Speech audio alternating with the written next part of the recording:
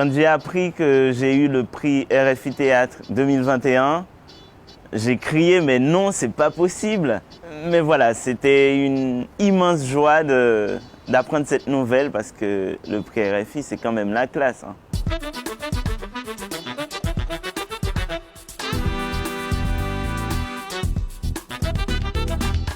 Je crois que je suis fondamentalement poète et la poésie vient irriguer toute autre entreprise que je fais dans l'écriture. C'est-à-dire, j'écris du théâtre, j'ai écrit un roman. Donc c'est toujours l'entreprise de la poésie qui s'ouvre à travers d'autres formes.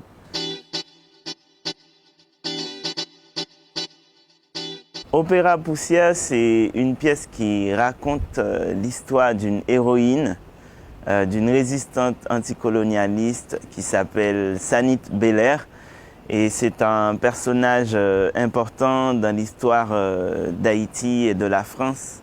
Et je me suis intéressé à son histoire, questionné sa représentation dans l'histoire contemporaine.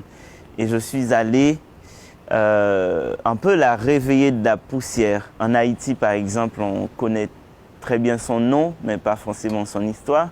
Et dans les espaces dits de représentation de la résistance anticolonialiste, elle n'est pas toujours présente. Et du coup, cette absence dans le panthéon des héros m'a amené à me questionner sur comment on fabrique des héros. Comment on écrit l'histoire. Et elle revient d'outre-tombe pour nous hanter, pour nous questionner et essayer de régler ce problème de l'oubli.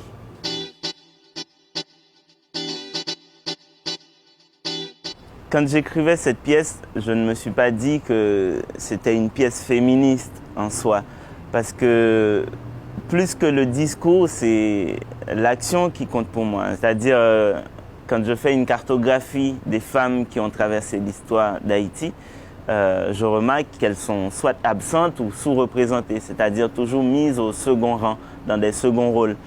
Et du coup, cette démarche-là d'aller chercher une femme qui a fait des actions importantes dans l'histoire et la mettre en avant, si c'est une démarche féministe, oui, je suis d'accord.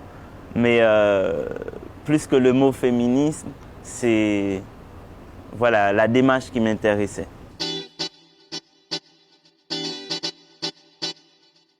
Il y a une empreinte certaine de l'oralité, de mon rapport à l'oralité dans mon écriture, parce que moi-même, je porte souvent mes textes en voix. J'aime bien faire entendre la poésie par la voix. Et aussi, je viens du monde du hip-hop, du slam. Donc, je suis très nourri par ce fait-là. Et j'imagine mes personnages, c'est comme s'ils étaient debout dans un public, dans la rue, en train de proférer une parole. Et qu'il voulait que cette parole soit absolument entendue. Je suis le premier Haïtien à avoir ce prix et j'espère que ce n'est pas le dernier parce que je sais qu'il y a beaucoup de gens qui écrivent du théâtre en Haïti et il faut que ce théâtre-là soit entendu.